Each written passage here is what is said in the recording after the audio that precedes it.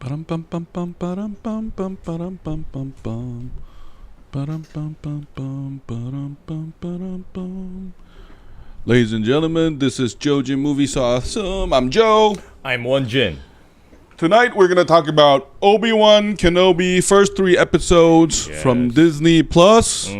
Spoilers. Spoiler alert. Major spoiler All alert. spoilers. Everything Star Wars up to this point. Spoilers, including Star Wars prequel, the original trilogy, the new trilogy, Mandalorian, everything. Everything. Here we go. You know, we've been very disappointed by the sequels, episodes 7, 8, and 9 of Star Wars. But we were very pleasantly surprised by the series on Disney Plus. Mandalorian. The Mandalorian, the Boba Book Fett. of Boba Fett. And now came the most Anticipated. and seemingly promising show, because Mandalorian and Boba Fett, these were somewhat side characters of the entire Star Wars saga. But this time we have a major Jedi. So this has been very highly anticipated. A lot of people were looking forward to it. There has been a lot of hype online. All right, man. Come on. Let's get it. No, first of all, it was not as good as I thought it would be. Okay, that's the truth. Like, you know, Blunt. because in the title, it felt like the prequels. It gave a lot of prequel vibes. What I mean by that is, it's very traditional storytelling. You know, because I mean, you can argue that Mandalorian is like that, yes, but here you have a defeated hero looking for redemption, and that happens to be one of the most famous IP that Lucasfilm owns. So, I mean, it has strengths that Mandalorian doesn't have, where a lot of people already know these characters. So I felt like they played it very safe. But I wasn't angry about that or anything, because, you know, prequels is just a very traditional story. It's about a boy, you know, finding his destiny, so to speak. But it turns out that destiny was darker than we thought. And then it links to the original trilogy. But here, like the prequels, it's really good at world building. Yeah. I like the atmosphere. I mean, the CG could have been better in some areas, but I still love that they're giving, you know, life into this universe. But just like the prequels, the dialogue sucks. And there are some, you know, dumb moments where, like, a kid that is like, I assume she's under 10. She's running and these 2 guys can't catch him. It's like, you know, the funny thing is, like, at moments I felt like it's PG-13, and it drops down to G really quickly, just like Anakin. I love you, Padme. Look at the sand. You know, I love you, Padme. I can't explain why, but the script says I love you, so I love you. And here, there are some moments where I'm not sure if it's the actress or the actor's fault. No, I believe it's the writing. The writing's the biggest problem. Yeah. You know, you mentioned that it's impossible. It's unlikely that 2 grown men will be unable to capture not a toddler, but a child. I think that's the scene where Leia was running around the forest trying to run away from these bounty hunters or the whatever. bounty hunters or whatever. And I was thinking, okay, they just shot one of the guards down. And they can't outrun a 10-year-old? And some of the charm of individual characters are just not there too. Because I think Mandalorian is very good at, it's like a traditional Japanese folklore where even the minor characters are interesting. You kind of go, who's that guy? But here, you can kind of tell that they were going for the Darth Vader Obi-Wan confrontation, like, right off the bat. All along. That's why everything else except Leia is subservient to that. So they feel like plot devices, not much as character. That's very true. Yeah. That's very true. And remember, we also love, I mean, I still remember a lot of very appealing characters from The Mandalorian. Just like that mechanic lady who fixes, well, what's his name? The ship for Din Djarin. That was his name. Din Djarin's ship. Yeah. No, but here, like even the Grand Inquisitors, those badasses that first appear, and they wield like Sith red sabers. I'm like, who are those?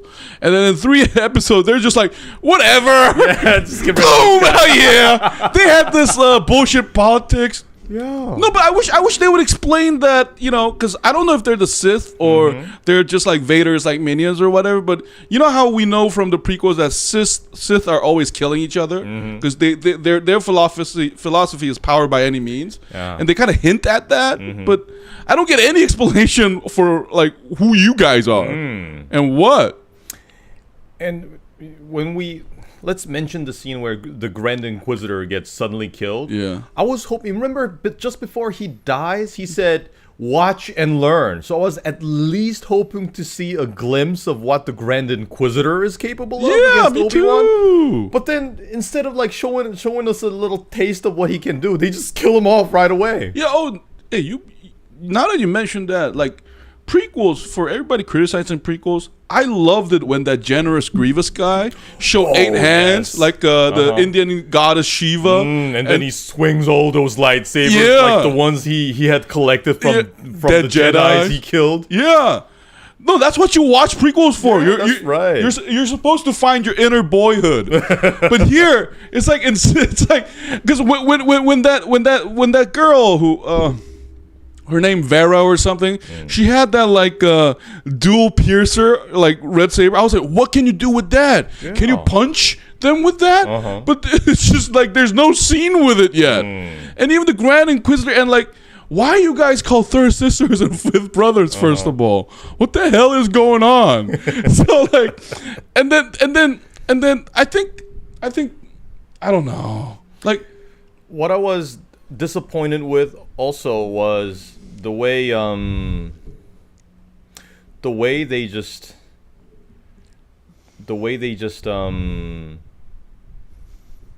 what is it? What's the word? Waste the sinister nature of the Sith. Oh. No, but we have to get, because if you're going to talk about that, we got to talk about Vader. Well, yeah, Vader, I think he's the only exception in the first 3 episodes because the rest, they just, they show us more of their own internal political struggle instead of showing like the atrocities of the Empire. Oh, wait, there's a scene where that third sister chops off that woman's hand. Yeah. Okay, but besides that, it wasn't really convincing that these guys are Sith. Yeah, I wish, because the prequel did that well, because you know how prequel is so good at, well, not good at, but there's so many expositionary dialogue that could, make Nolan jealous.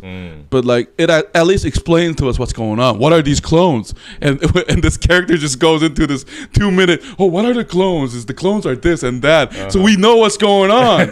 But here the Grand Inquisitors are just there and they hunt Jedi. And I was just wondering, he's the Grand Inquisitor, and my question is, why is this guy grand? What's so special about him? Yeah. And before they give me an answer, they just kill him off. Okay, but in the show's defense, we have to remember there are 6 episodes in total. We're at the half mark point, so maybe they're going to show something later. Because if we open that up, I have to ask, like, what's the Emperor doing? Where is what's that Moth guy, that badass general who in the first Star Wars, he's like the one that threatens Leia. I'll blow Alderaan. Oh. Yeah. He was in the Rogue One. Name. Yeah, he was like regenerated. Yeah. His name. Yeah. So there's a lot of questions, but that being said, in this show's defense, though, we always knew that I think. One of the downsides of using legacy IP is that there's an expectation, and I think those can never be fulfilled. Yeah, and I think it's also one of the reasons why the writers are being lazy, because I think they're relying very heavily on the popularity and the significance of Obi-Wan himself. Maybe. Yeah. And I think that's why all these events in the show and the characters, they're just plot devices. Well, I did like Uncle Owen, though. I did like him there where I love the scene where he said, what was it? The Jedi are vermin. I kill vermin. Oh yeah. No, that was very convincing acting by. I love that actor, by the way. And I also like Qui-Gon like ghosting Obi-Wan. Master, help me. Shut the fuck up. I'm in the spirit world now. Don't bother me, son. But you told me to train Anakin. Yeah, that was a misjudgment. I'm sorry. I did not foresee that. I'm sorry. There's a reason why you don't see me when you see Yoda a bunch of times. Because I'm off in a different galaxy. No. But maybe I think maybe Liam Neeson will make a surprise appearance. But Pretty sure. But now let's talk before we move on to the important stuff. Like I did like that scene with Order 66 though. I like how You mean the beginning of the first episode where they're slaughtering the Jedis? Yeah, I mean Order 66 scene has been used a lot, but I still like that scene where at least I get the you know, the older Jedi protecting the children, and we get to see how, you know, they're molded. So and I assume one of the children is that Vera woman. I assume that she grows up to be an Inquisitor. So that's a explanation I guess is coming up because we're informed that the Sith serving the Empire, some of them were previously Jedis. Well, I don't think the show ever says they're Sith though, because you got to remember, like, according to the original trilogy, there's only 2 Sith at the same time. Okay. So that's the Master and the Pupil. So that's also very confusing. So why are what kind of qualifications do they need to Become have? an Inquisitor? Yeah, to have the lightsaber, because in the world of Jedi, you have to be a Jedi to have a lightsaber. I guess they're just kind of like a private core of Darth Vader or the Emperor. I don't know yet, but I don't think they're Sith, because Sith by definition is a master and a pupil, because they were trying to avoid Jedis, so they kept their number down. So that's why I think when you meet a Sith, like, he or she is uber powerful, because like Darth Vader or Darth he has all the wisdom and knowledge of that power. But that's interesting though. But I would like more context around it. I did like that crime-ridden city though.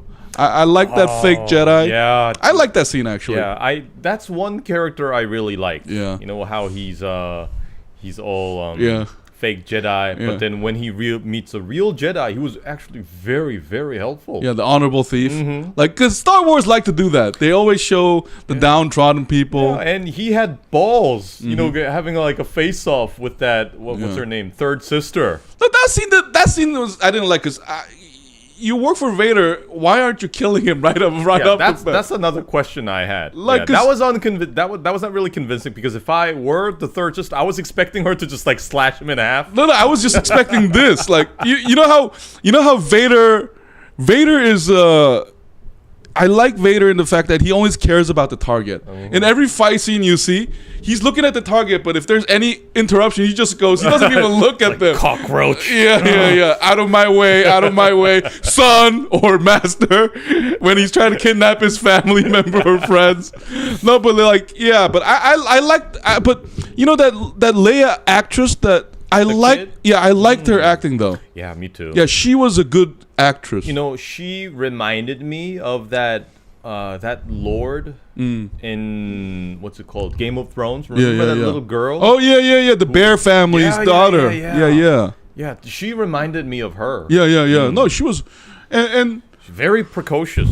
But I think there is a problem though, because I don't know how the show is going to explain like how she knew Ben, I guess, right now, but she doesn't talk about Ben in like the original trilogy, because like you know what I mean. She doesn't mention that, so I don't know. Maybe we're nitpicking too much, but that was kind of weird. But I love the senator coming back though. I like him in Dexter. I like him in that actor is fantastic. Yeah, he's so good at that kind face, and he's very good at playing like a public official or you know, public worker. And if they're gonna hype up Leia, I wouldn't mind a scene where she shows the Force though. Oh, like an early. Yeah. Maybe like she does it awakening unconsciously because you know how she asks like Obi-Wan, "What is the Force?" I think what that's does it feel like? yeah. I think that's like a foreshadowing where Leia will use the Force, but she'll completely forget about it when she grows up to be a princess or senator hybrid, whatever. But I would like to see her like do this and like what's that like fourth brother, whatever, cut his ears off or something. You know that would be nice. But now to the important part, Vader. Oh wait, before we go to Vader, I must first mention some things I actually appreciate about the show. Sure. It's the way they brought back all the original characters. I mean, the original actors. Not just Ewan McGregor playing Obi-Wan, but also James Earl Jones doing the voice for Darth Vader, and Hayden Christensen playing. Well, this was kind of funny because we remember from the prequels. We heard the voice of Hayden Christensen, and we only get to hear James Earl Jones beginning from episode 4. But knowing the fact that this is happening only 10 years after episode 3, and hearing James Earl Jones' voice from Darth Vader, that was, it was somewhat strange. No, but there's even in the original, there's the voice change from the mask. Yeah, remember, but that was not James Earl Jones. It was not as booming as James Earl Jones. Okay, but like when it turns off, like even in the original trilogy, when Vader dies in front of his son, his voice changes. So I think the reason why they hired him again is because there's gonna be an unmasking scene. Because you know how? Okay, let's jump to Vader. You know how like he's trying to burn Obi-Wan? Oh man, that was badass. No, that's like before we go there, like. There's a side where Vader is definitely on the revenge path here. So I think he will show Obi-Wan his face to spite him. To just show him, look what you did. This is what you did. This is what you did. I have no arms, no legs. My face burned. You look at this. You know, if Vader ever, if I were Obi-Wan in that moment, I would, you know what I'd be saying? What? You underestimate my power. That's what you said, Anakin. Man. No, Anakin, you were being cocky. No, you. I had to whoop your ass. No. He would have said, "I told you to go for the high ground." No, I don't. I hope they don't do that. It's so over. That's so overused, though. No, but I would like. I think what would actually happen is like, I think Obi-Wan would cry or something, because because there's no way he redeems himself from like Anakin turning into Vader, because even in the original trilogy, he the only way he gets peace is getting killed by Vader. Yeah, that's right, and returning to the Force. Yeah, so there's no way like there's only a halfway redemption for Obi-Wan where he protects Luke. That's a really good point. Yeah. So I think we have a similar problem with Better Call Saul because we already know the ending. Yeah, we already know how this is supposed to end. So my question is, how are the writers going to weave this into this story? Well, we have to assume whether there's going to be a season 2 or a new series with continue this. Well, it's just my personal opinion, but I think there will be more seasons to come, because I think Obi-Wan is too big of a character to waste with a single season of 6 episodes. Oh, but that might explain why they're packing in so many things like Grand Inquisitors and all this other crap that they're not explaining to us fully, because maybe they want other spin-off shows or something. The Grand Inquisitor team, or because remember in Mandalorian we have these Jedis that were introduced for the first time in the show, like the yeah. So I think there is a story in the middle there between the time of Obi-Wan to Mandalorian or whatever, because it's a huge time gap, because Luke has to grow up, so that takes 20 years. Yeah. So there's a 20 to 15 year of story that needs to be explained. Yeah. But so far they're doing a poor job. Like not poor, that's too harsh. Mediocre job. Because the only scene that I loved is the moment with Vader's in it. Like when Vader, like that, like if the second episode didn't have the Vader reveal, I would have been this crap show. It's like this should be one episode. Like I feel like the first 2 episodes should either be one episode, or they should have revealed Vader earlier. Yeah. You know how Vader is just right off the bat in like the 4th episode, the first episode of the original trilogy? It might have been good if they just showed Vader right off the first episode and unraveled the mystery behind it. Yeah. Because we know Vader is coming anyway. We know Vader is coming. But that being said, the second episode, like last review, was kind of awesome. Yeah. Like Obi-Wan going like, the Force is connecting with me. Like the moment where he is kind of realizing that we can assume that he sensed the force of Anakin. Yeah, something like that. Yeah, something happened. Because they're definitely feeling each other. Because Anakin wakes up and like, I'm alive and I'm gonna kill you. He's like that murderer. But it's interesting how Vera knows that Anakin is Darth Vader though, because that was kind of weird for me. Because I felt like, okay, so Obi-Wan knew that too, and I also was kind of puzzled on how she knew the secrets of the children, like Leia and Luke. Does the show says they know? I think they kind of hammed it in. Yeah, Vera knows that Leia is Vader's daughter. No, I don't think they actually say that. I think it just says that Obi-Wan has a relationship with the senator, because from the Clone Wars. So she's using that. I don't think she ever says that. But your take is kind of where I am too, where she knows a lot about what the audiences know. It seems like. Yeah. So I feel like did Vader tell her, or is she something special where Vader sees her like himself in her or whatever? That needs to be more explained. But I like the fact that Vader is playing off his minions though, just like the Emperor. Oh, you want to be the Grand Inquisitor? Do it. And then he calls a different guy and tells something different. Like, if you fail, you won't be alive. To blah blah blah. Yeah. They're trying to make another memorable line for Vader. But the scenes I loved here is when Vader shut the fuck up and start killing people. Because he's just like walking down the village. Yeah, the village. Like, kills off these villagers like insects. And you're like, yeah, choke break. Look, because he's trying to get a reaction out of Obi-Wan, right? Because one of the things that made me sad about the Grand Inquisitor dying so fast is like, I love this line in the first episode. The Jedi are they have compassion, and that's their weakness. It's like an itch; they can't help it. Maybe they killed him off because his charisma was never going to match Vader's or something. You know, like maybe that's why they killed him off, because they need a central villain. But that was kind of weird because we always knew Vader was the central villain. So, but anyway, like Vader, like taunting Obi-Wan, and I love his suit up too. He's just like a Gundam. He's like a cyborg Gundam. Like, or Iron Man. Yeah, and I love the Mustafa like place.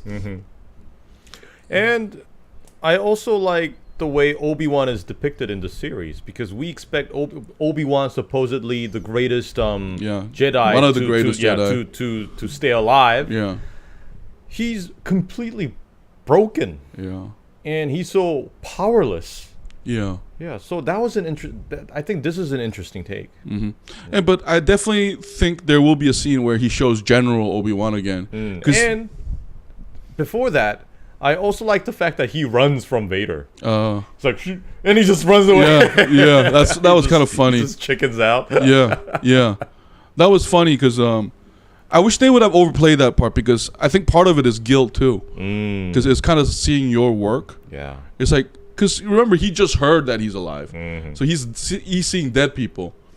And I wish they had more dialogue between each other too. Yeah. Maybe that's coming later, but I wish when they first met, I wish Vader would have been even more like maniacal. Yeah, just like, you know, what Obi-Wan said to Anakin before he left the scene. So you're supposed to be the chosen one. Yeah. Like, you know, look upon your work, master. Look at me. And then, like, you know, and it's hard, you know, see, that's why he's definitely going to take off his mask, but it's hard to portray pain with that voice. You can't whine with that voice. You got to be authoritative. Your boys are watching, so I think there's going to be a private scene just between them when everyone's gone. Because part of it is also like literally where, because Darth Vader armor is a prison, but it's also a mask to hide who he is. Because deep down, Anakin is also Anakin. Because, you know, like, in the original trilogy, that was the beauty of it. Because his son can see through the armor and say, you may seem and act like a machine, but I can sense the humanity in you. So that's one of the beauties of Jedi, like, lore. And here, he's not having it. That was interesting. That was very interesting. And but I wish. I'm definitely gonna. I definitely believe that there will be unmasking and then a duel, just like the prequels. Except I guess they put all the budget in that fight. Maybe that's why we're not seeing it yet. So this third episode, the Vader action scene is probably just like a little taste. Yeah. We're poking fun, guys, but we know this is the middle. This is like a middle grade right now. Yeah, but I love how it was like a showdown in an empty mine. Yeah, and I was quite awed by the way that ore it catches fire. Yeah. And he drags Obi-Wan into that fire and just like rubs him in. Yeah. I'm like, holy crap. Yeah. It was weird that he didn't do that to his face right away, though. Yeah. Because they have to explain it. Yeah. Then we also have problem with explaining how Obi-Wan has, seemingly normal face. See, you brought up a good point. I thought that, like, wait a minute, they can make cyborgs and hybrids. Why can't Anakin just repair his face? Like, get new arms, man. This is like, I don't know, like, this is like a fantasy world, yes, but it's obvious that they got some cool-ass technology. Why does he have to keep the burned face? And we've seen from The Mandalorian that you can have, like, a half machine, half human body. I know. So what is up? What is up with this? But, that's technology develops backwards here? Yeah, that's called technology. That's space crap. So that was fine. No, but I don't know. Maybe they're looking for a big fight scene later. But I think within this season though, that Vera storyline is going to be explained. Like that actress. I don't know, but what do you think about her performance though? I wasn't like. I was thinking that she was too flat. Think so? She was just too angry all the time. That's one thing I didn't really like about her. Because I remember seeing her from, what's it called, Queen's Gambit? Yeah. Remember she was the buddy of the protagonist? Yeah. I liked her in that show. I think she's... I liked her character, kind of rebellious and stuff. But here it's too much like a teenage rebellion kind of thing. It's like Yeah. I didn't, except the Grand Inquisitor, I didn't like the performance but maybe it's not their fault because they're given so little to do anyway. Maybe they're supposed to be. Yeah. Just like the character played by Song Kang. Yeah. I love how he just keep whispering. He said no, that's kind of funny. It's my seat. Vader, I can suck his dick harder than you. I'll be that Grand Inquisitor. No, that's like, no, because I like overacting. You can't please him the way I do. Yeah, I like overacting in Star Wars series. To be honest, like, you can't blame it when it's part of the show. Because, you got weird shit coming up your head. So I was hoping he would have, like, a weirder weapon, though.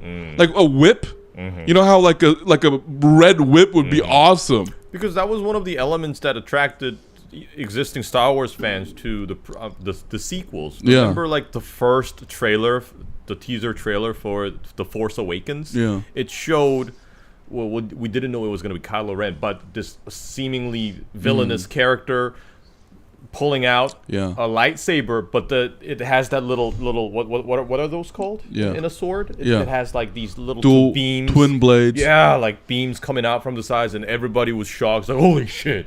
See, if this show is gonna wake up my inner boyhood, they better show the grand, like at least like 7 more Grand Inquisitors, and I want like a special fight. I don't even expect too much. I just want to see is what we experienced from seeing Darth Maul for the first time. Yeah, when he was first revealed. Yeah, with that with his own lightsaber, twin blade. Coming out from both sides. Yeah, and everybody was like, "Holy shit!" No, because like one of the disappointment for me for the latest trilogy was the Knights of Ren. I thought they were going to be like some kind of special corps with different kind of red saber weapons. But they're just like stormtroopers with these saber weapons. Yeah, that's so here I want like, because if you have like, see, the part of the appeal of the lightsaber fight is that it's a duel.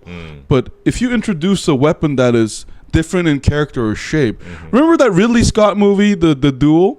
I love, like, I want to see daggers or giant maces, and then let's see these Inquisitors, like 7 of them lined up with someone with a rapier, someone with an axe, someone with a fucking hammer that's all red. Then I would like to see Obi-Wan like fight creatively. Yeah, because that's the excitement we got from the reveal of General Grievous coming out with all those like multiple lightsabers. Because that moment, everybody's thinking, how is Obi-Wan gonna get out of this? Yeah, and Obi-Wan was awesome in that, by the way, and even the prequels, I loved when Obi-Wan got on that big lizard and running around. You can shit on prequel all you want, but if you grew up with anime or any animation, you're like, fuck yeah, get on that dragon, Obi-Wan.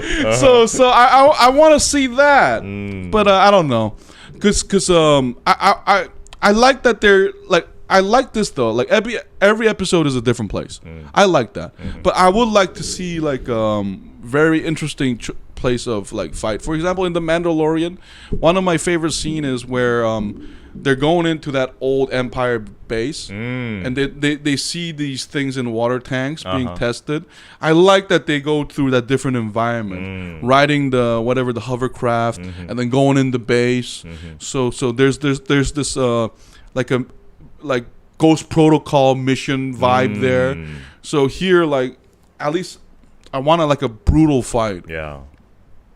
Oh, you know what? I would like a red lightsaber brass knuckle hybrid. Oh, that would be awesome. Yeah, like that Song Kong guy, and then like he crushes the wall. Like yeah. And I think they can show some brutality because remember in the 3rd episode, one of the stormtroopers get chopped in half. Yeah. Because of that laser from the gate. Yeah, that was like, interesting. Wait a minute, isn't this like PG-13? He just got chopped in half. Yeah, that was interesting. Even the first episode, the hand cutting. Oh yeah, that's true. I don't know if like everybody in Lucasfilm has a thing against limbs, but like they love to chop the arms and head. I would like to see a headless Jedi, like a Force face right here. Nah, but anyway, like I hope this is build up. If they do another like a build up episode, I'm gonna be a little bit disappointed. I want it to go zoom, but I would like it if episode 4 has a scene where like Darth Vader is reporting to the Emperor or something. Because we want to see Palpatine. Yeah, because Emperor would want to know what's going on with the Jedi, right? And he probably hates Obi-Wan because Obi-Wan was the general, and he's like a big fish, so to speak, among the Jedis. So, but maybe they will show us where like the Jedis are trained to become the Inquisitors or something. Because the Vera, I assume she was kidnapped as a child and raised into an Inquisitor, right? So maybe they're all like, because you know how like in the Clone Wars the troopers were clones, but in the New Empire, according to the new trilogy, they're like orphans, right? Raised by the Empire. So I think the Inquisitors are like that too. You have to assume like any organization that takes inspiration from Nazis have to do some kind of like child raising program. Now that I mentioned that, if they do a 180 on Vera where she turns out to be a nice woman, I'm gonna vomit. Because if they're gonna, I'm hoping that doesn't happen, and I'm pretty sure that's not gonna happen because so far I think LucasArts, they've been very keen on what the fans want after the sequels. Because the sequels were very heavily shitted on. So I think somebody probably came up with that idea, but I hope somebody shut it down. No, if she turns around and turns out I was a Jedi all along, I wanted to kill you, Vader, and Vader says, I'm disappointed. And I'm going to be like, I was disappointed too. Why was she included in the show? I didn't give a fuck about her. I came to see Obi-Wan. And then, and then she hugs Obi-Wan and, I'm sorry, our Jedi. She delivers Leia to Obi-Wan. You abandoned us. You led us to die. Like, I don't know.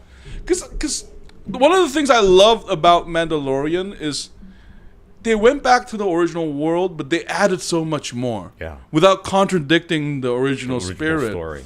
But I think here, one of the problems is they're touching the big IPs here. So there's a danger of that happening. Yeah. Like already, I'm a little bit worried about what's gonna happen later. You know? Because if they do this wrong, they're gonna tarnish the existing characters. No, but don't you think they already tarnished Han Solo and everything else? So they're like, go for it. Yeah, because. But I mean, this is Obi-Wan we're talking about, so. That's true.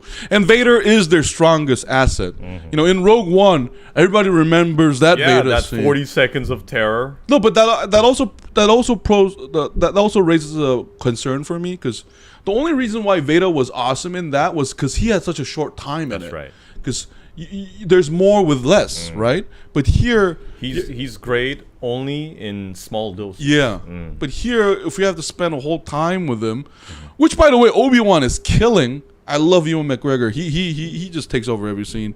But if they're gonna show more size to Vader here, like, you know, that would have to be done well. Anyway, or if they do show more, I mean, if they allocate more time for Vader, it better be shockingly sinister. Yeah. Only then will it be. Yeah. Because we talked this privately. He's already a child mass murderer. He killed a bunch of children, like with his saber. You know, because that scene was never shown. It's just presumed that he killed all those little Jedis, future Jedis. Damn. And here, like, you know, he kills a father. Wait, did he kill the father first or the son first? I think it's the son. Yeah, he killed the son. He right? was torturing the father, but then when son came to rescue. ran out to help his father, he just snaps his neck. Damn, that's brutal. But then again, he did revenge kill those the sand people for killing us, torturing his mother. Yeah, killing his mother. The sand people we got to know in Mandalorian. Yeah. so I thought they were nice people. Yeah, they were. They had tradition. We had no idea. Maybe the Skywalker family was living in the wrong place. There's like some Asian accord there or something. But anyway, yeah. No, so far, what do you think? Like, I'm not. I think.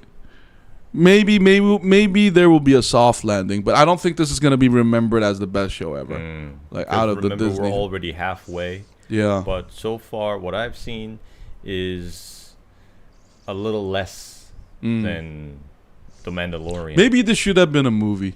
Like, I feel like, I know we haven't completely watched it yet, but the weakness of the dialogue indicates that it would have worked if it was packed together more. You know, because those lines can be forgiven if it's like a 2-hour movie. Because we got a clock, and we got to go for it. So every character gets sparse dialogue, right? So I think maybe this should have been a movie. But well, we shall see, because we still have 3 more episodes to go. Anyway, that's been our take after watching half of Obi-Wan Kenobi so far. What did you think? Did you like it? Did you hate it? If you have an opinion, please leave a reply and press like and subscribe. I was Joe. I was Won-Jin. And we'll see you next week. Bye-bye. Ba-dum-bum-bum.